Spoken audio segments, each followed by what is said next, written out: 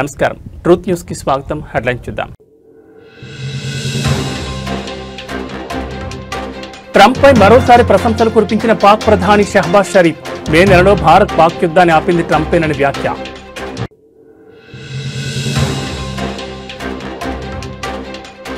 5 రాష్ట్రాల్లో Telangana cyber bureau mega operation 95 కోట్లు మోసం చేసిన 81 మంది అరెస్ట్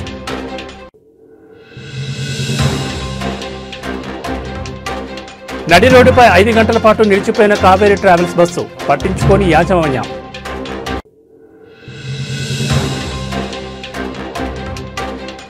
తిరుమలలో భక్తుల రద్దీ శ్రీవారి దర్శనానికి 24 గంటల సమయం తెలంగాణ అభివృద్ధికి ఉమ్మడి రాష్ట్రంలో నాటి ముఖ్యమంత్రులు చంద్రబాబు వైఎస్ రాజశేఖర రెడ్డి అవలంబించిన విధానాలను తమ ప్రభుత్వం కొనసాగిస్తోందని ముఖ్యమంత్రి రేవంత్ రెడ్డి పేర్కొన్నారు. వారి హయాంలో ఐటీ ఫార్మా రంగాలకు విశేష ప్రాధాన్యం దక్కిందని గుర్తు చేశారు. ఐటీ రంగానికి నేదురుమల్లి జనార్దన్ రెడ్డి వేసిన పునాది హైదరాబాద్ అభివృద్ధిలో కీలక పాత్ర పోషించిందని రేవంత్ పేర్కొన్నారు. ఈ మేరకు ఆదివారం హైదరాబాద్ ప్రెస్ క్లబ్ ఆధ్వర్యంలో నిర్వహించిన మీట్ ది ప్రెస్ కార్యక్రమంలో రేవంత్ ఈ వ్యాఖ్యలు చేశారు. కాంగ్రెస్ ముఖ్యమంత్రుల నిర్ణయాలు హైదరాబాద్ అభివృద్ధికి బాటలు వేశాయని రేవంత్ రెడ్డి చెప్పారు. నగరం నాలెడ్జ్ సిటీగా మారిందంటే కారణం గతంలో కాంగ్రెస్ సీఎంలు తీసుకున్న నిర్ణయాలే అని అన్నారు. అభివృద్ధిలోనే కాదు సంక్షేమంలోనూ కాంగ్రెస్ ముఖ్యమంత్రులు తమ ముద్ర వేస్తారని వివరించారు. వైఎస్ రాజశేఖర రెడ్డి హయాంలో వచ్చిన శంషాబాద్ ఎయిర్పోర్ట్, ఓఆర్ఆర్ కూడా కీలకంగా మారాయన్నారు. గతంలో కాంగ్రెస్ హయాంలోనే అనేక కేంద్ర సంస్థలు హైదరాబాద్లో ఏర్పాటయ్యాయని చెప్పారు. దేశానికి వచ్చిన వాటిలో 70% నగరానికి వచ్చాయని, ప్రపంచాన్ని శాసించే చాలా సంస్థలు హైదరాబాద్లో ఉన్నాయని తెలిపారు. ప్రస్తుతం జీసీసీలు డేటా సెంటర్లకు హైదరాబాద్ హబ్గా మారిందని గుర్తు చేశారు. 2004-2014 మధ్య అటు కేంద్రం ఇటు రాష్ట్రంలో అధికారంలో ఉన్న కాంగ్రెస్ ప్రభుత్వాలు హైదరాబాద్ అభివృద్ధికి పాటుపడ్డాయని రేవంత్ రెడ్డి తెలిపారు.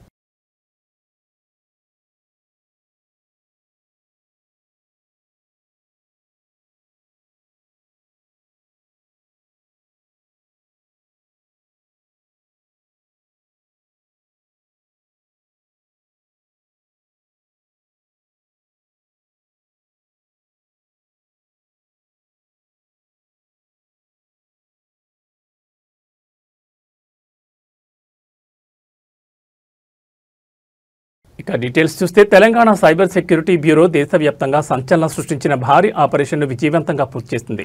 5 రాష్ట్రాల్లో ఏకకాలంలో దాడులు నిర్వహించి 95 కోట్ల మేర మోసాలకు పాల్పడిన 81 మంది సైబర్ నేరగాళ్లను అరెస్ట్ చేసింది. వీరిపై దేశవ్యాప్తంగా 754 కేసులున్నట్లు అధికారులు గుర్తించారు.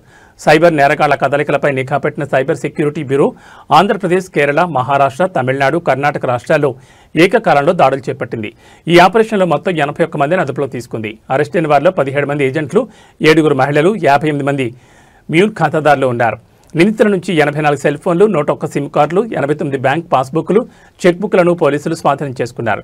ఈ ముఠా సభ్యుల బ్యాంక్ ఖాతాల్లో ఉన్న కోట్లాది రూపాయల నగదును సైబర్ సెక్యూరిటీ బ్యూరో అధికారులు ఫ్రీజ్ చేశారు. చట్టపరమైన ప్రక్రియ పూర్తి చేసిన తర్వాత ఈ మొత్తాన్ని బాధితులకు తిరిగి అందజేయనున్నట్లు వారు వెల్లడించారు. ఈ అరెస్టులతో దేశంలోని అనేక సైబర్ నేరాలకు అడ్డుకట్టపడినట్లయిందని అధికారులు తెలిపారు.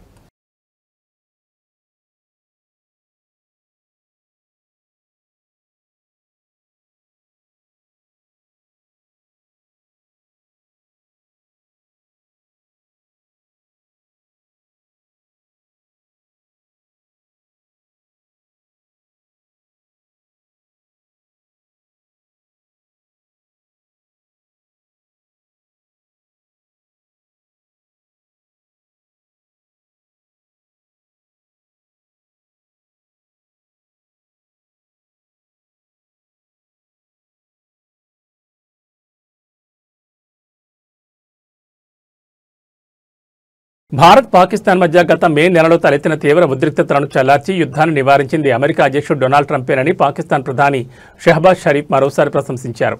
ఆయన ధైర్యవంతమైన నిర్ణయాత్మక నాయకత్వం వల్లే కాల్పుల విరమణ సాధ్యమైందని కొనియాడారు. శనివారం అజర్బైజాన్ రాజధాని బాకులో జరిగిన విక్టరీ డే పరేడ్లో ఆయన ఈ వ్యాఖ్యలు చేశారు. తన ప్రసంగంలో షహబాజ్ మాట్లాడుతూ ట్రంప్ జోక్యంతో దక్షిణాసియాలో శాంతి పునరుద్ధరించబడింది, ఒక పెద్ద యుద్ధం నివారించబడింది, తద్వారా లక్షలాది మంది ప్రాణాలు నిలిచాయని పేర్కొన్నారు. వాషింగ్టన్ మధ్యవర్తిత్వంతో జరిగిన చర్చల అనంతరం మే 10న ఇరు దేశాలు పూర్తి తక్షణ కాల్పుల విరమణకు అంగీకరించినట్లు ట్రంప్ అప్పట్లో ప్రకటించిన విషయం తెలిసిందే. అప్పటి నుంచి పాకిస్తాన్ ఈ ఘనతను ట్రంప్గా ఆపాదిస్తుండగా భారత్ మాత్రం ఈ వాదనను తీవ్రంగా వ్యతిరేకిస్తోంది. ఈ విషయంలో ఏ మూడో వ్యక్తి ప్రమేయం లేదని, 4 రోజుల పాటు సరిహద్దులో డ్రోన్లు, క్షిపణులతో దాడులు జరిగిన అనంతరం ఇరు దేశాలు ద్వైపాక్షిక చర్చల ద్వారానే ఒక అవగాహనకు వచ్చాయని న్యూఢిల్లీ మొదటి నుంచి స్పష్టం చేస్తోంది. ఇదే కార్యక్రమంలో షహబాజ్ షరీఫ్ కశ్మీర్ అంశాన్ని కూడా ప్రస్తావించారు. కర్బాక్లో అజర్బైజాన్ సాధించిన విజయం కశ్మీర్ వంటి అణచివేతకు గురైన అన్ని దేశాలకు ఆశాకిరణమని ఆయన అభివర్ణించారు. పాకిస్తాన్ శాంతిని కోరుకుంటుందని, అయితే తమ సార్వభౌమత్వం, ప్రాదేశిక సమగ్రత విషయంలో ఎట్టి పరిస్థితుల్లోనూ రాజీ పడబోదని తేల్చి చెప్పారు.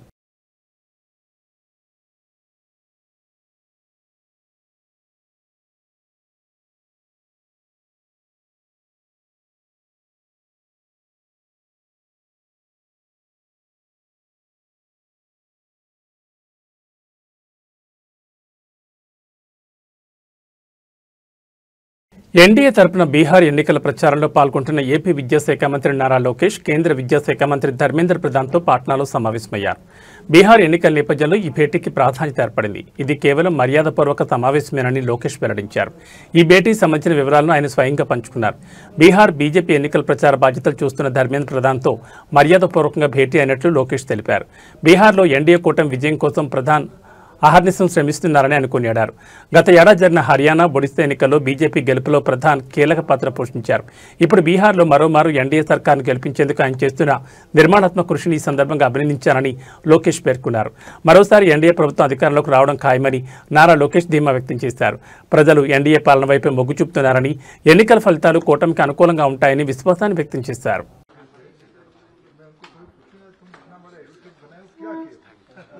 ये भी सोचते रहा कि भाई मैं कब उनको मौका मिले तो बताऊंगा क्या क्या तो मेरे को उन्होंने एक दिन बताया एयरपोर्ट में जी ये अच्छा लग गया तो मैं आपको एप्लीकेशन देता हूँ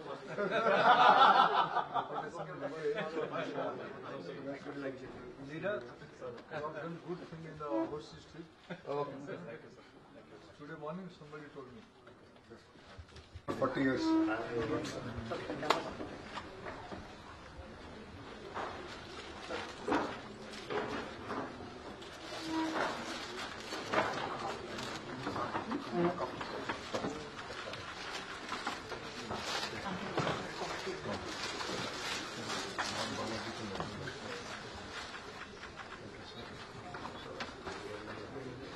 सीएम साहब का बहुत पैशनेट प्रोजेक्ट है सर अरकू कॉफी आपको बताया सर हमारे इसको देखिए कोरापुट में भी काफी बना हुआ है सर मैंने पादयात्रा की है सर उससे पहले कॉफी टेबल बिठाना है सर पहले कॉफी प्रधानमंत्री से और सर घर के लिए mango sir wait sir thank you घर के लिए तो मैंगो अंदर के मैंगो से नहीं लाना है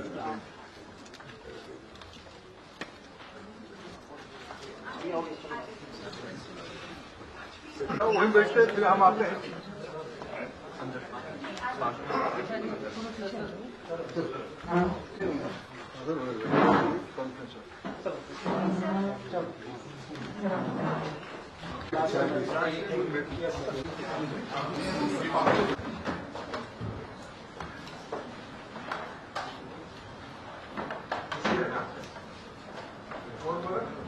हाथ नीचे करना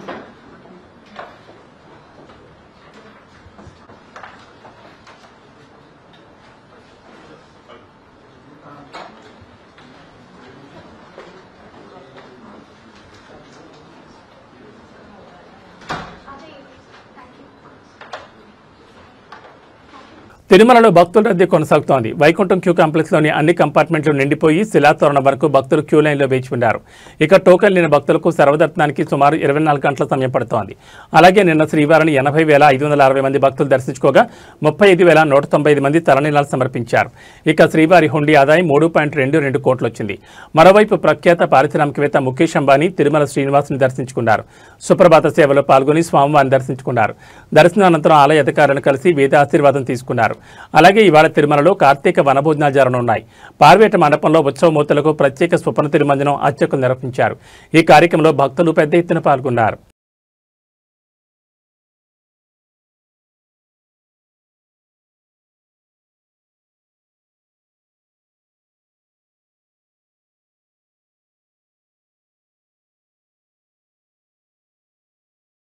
ప్రైవేట్ ట్రావెల్స్ యాజమాన్యం నిర్లక్ష్యం కారణంగా ప్రయాణికులు సుమారు 5 గంటల పాటు నరకయాతన అనుభవించారు. తిరుపతి నుంచి హైదరాబాద్ వెళ్తున్న బస్సు అర్ధరాత్రి నడు రోడ్డుపై ఆగిపోవడంతో మహిళలు, చిన్నారులతో సహా 36 మంది తీవ్ర ఇబ్బందులకు గురయ్యారు.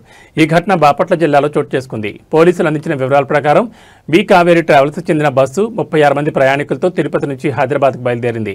శనివారం అర్ధరాత్రి దాటిన తర్వాత సంతమాగులూరు మండలం ఏల్చూరు వద్దకు రాగానే బస్సులో సాంకేతిక లోపం తలెత్తింది.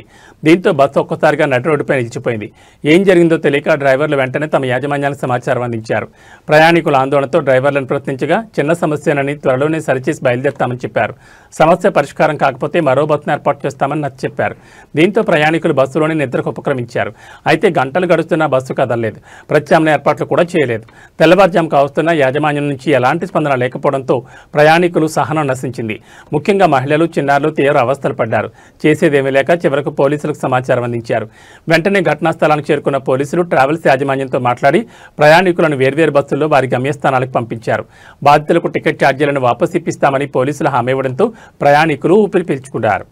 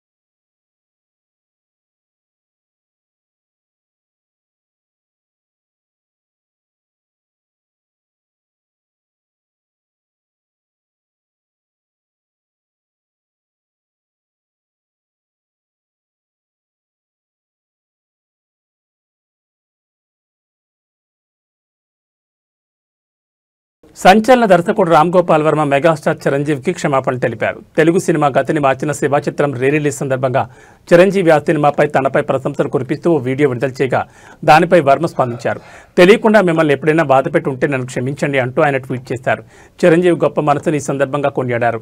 అక్కినేని నాగార్జున హీరోగా రామ్ గోపాల్ వర్మ దర్శకత్వంలో 1989లో వచ్చిన కల్ట్ క్లాసిక్ శివ నవంబర్ 14న థియేటర్లో గ్రాండ్గా రిలీజ్ కానుంది.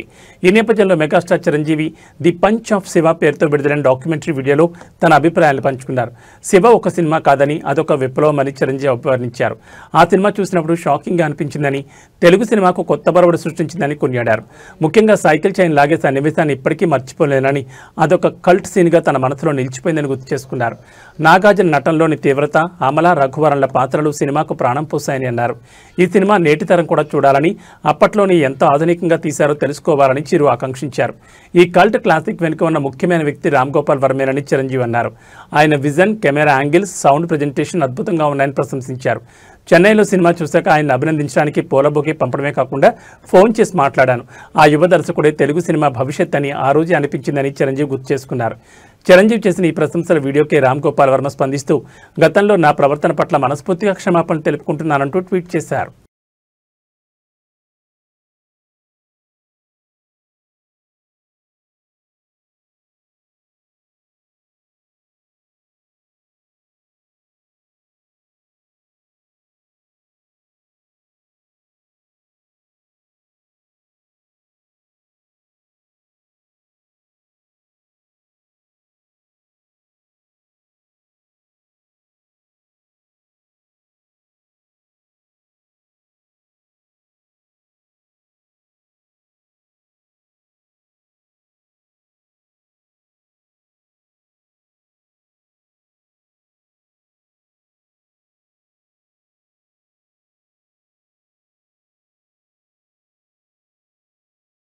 రష్యాలో ఆర్మీకి చెందిన హెలికాప్టర్ ఒకటి కూలిపోయింది. యుద్ధ విమానాల విడిభాగాలు తయారు చేసే కంపెనీకి చెందిన సిబ్బందితో ప్రయాణిస్తుండగా ప్రమాదవశాత్తు ఓ ఇంటిపై కూలింది. దీంతో మంటలు ఎగసిపడగా హెలికాప్టర్లోని 7 ప్రయాణికుల్లో 4 సజీవ దహనమయ్యారు. మిగిలిన 3కి తీవ్ర గాయాలయ్యాయి. సాంకేతిక లోపం కారణంగానే ఈ ప్రమాదం జరిగిందని సమాచారం. ఈ ప్రమాదానికి సంబంధించిన వీడియో ప్రస్తుతం సోషల్ మీడియాలో వైరల్గా మారింది. దక్షిణ రష్యాలోని డాగెస్తాన్ ప్రాంతంలో ఈ ప్రమాదం చోటు చేసుకుందని రష్యా మంత్రి యూరోస్లావ్ గ్లాజో తెలిపారు. ఈ హెలికాప్టర్లో రష్యాలోని కిజ్యార్ ఎలక్ట్రోమెకానికల్ ప్లాంట్కు చెందిన సీనియర్ సిబ్బంది ఉన్నారని ఆయన వెల్లడించారు. కాగా సుఖోయ్ మరియు మిగ్ అటాక్ ఎయిర్క్రాఫ్ట్లకు అవసరమైన గ్రౌండ్ కంట్రోల్ మరియు డయాగ్నోస్టిక్ సిస్టమ్ను క్లిజ్యార్ ఎలక్ట్రోమెకానికల్ ప్లాంట్ తయారు చేస్తోంది.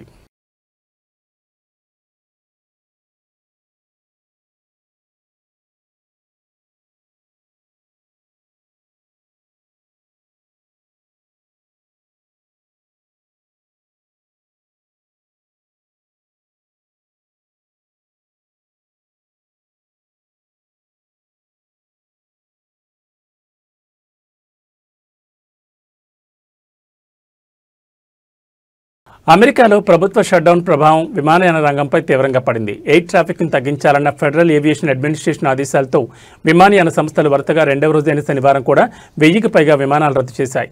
దీంతో దేశంలోని ప్రధాన విమానాశ్రయాల్లో గందరగోళ పరిస్థితులు నెలకొన్నాయి.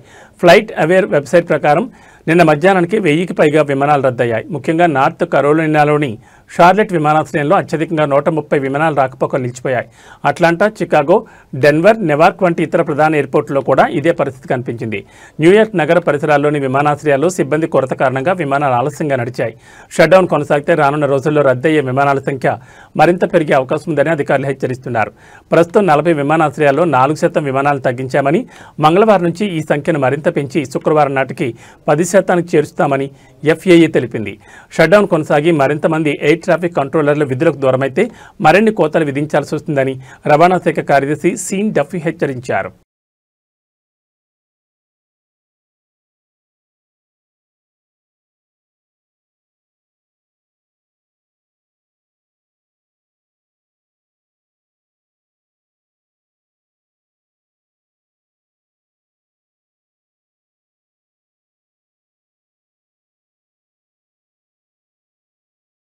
విజయవాడ రూరల్ మండలంలోని నిడమనూరు గ్రామంలో నూతనంగా నిర్మించిన మసీదు ప్రారంభోత్సవ కార్యక్రమంలో మాజీ ఎమ్మెల్యే వల్లభనేని వంశీమోహన్ పాల్గొన్నారు.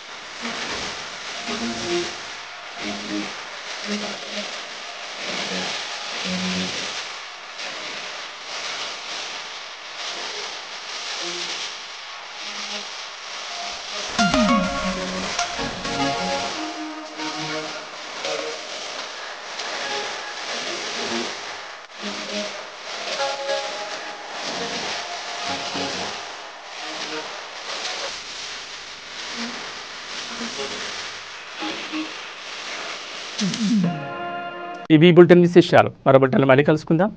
నమస్కారం.